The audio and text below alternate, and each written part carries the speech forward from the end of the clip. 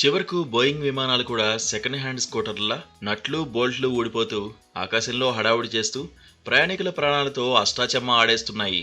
Boeing 737 max విమానాలు ప్రమాద ఘంటికలు మోగిస్తున్నాయి. వరుస ప్రమాదాలతో భయపెట్టిన ఈ విమానాలు ఇప్పుడు సాంకేతిక సమస్యలతో ఆందోళన కలిగిస్తున్నాయి. ఈ క్రమంలో తాజాగా అమెరికాలోని యునైటెడ్ ఎయిర్లైన్స్ సంస్థ తమ బోయింగ్ విమానాల్లో తనిఖీలు చేపట్టగా 10 విమానాల్లో బోల్టులు వదులుగా ఉన్నట్లు సమాచారం. అమెరికాలో 737 మ్యాక్స్ మోడల్ వాడుతున్న 2 సంస్థల్లో ఇది కూడా ఒకటి. తమ విమానాల్లో తనిఖీ చేస్తున్నప్పుడు డోర్ ప్లగ్లు బిగించే సమయంలో తలెత్తిన సమస్యలు ఇంకా ఉన్నట్లు గుర్తించామని ఆ ఎయిర్లైన్స్ తెలిపింది. అలాస్కా ఎయిర్లైన్స్ తనిఖీల్లో ఇలాంటి లోపాలను గుర్తించినట్లు సమాచారం. ఈ ఎయిర్లైన్స్ ప్రకటనతో 737 మ్యాక్స్ పై ఆందోళనలు మరింత పెరిగాయి. ఈ క్రమంలో తనిఖీలపై మార్గదర్శకాలను తయారు చేసేందుకు Boeing, America federal aviation administration మధ్య చర్చలు జరుగుతున్నాయి.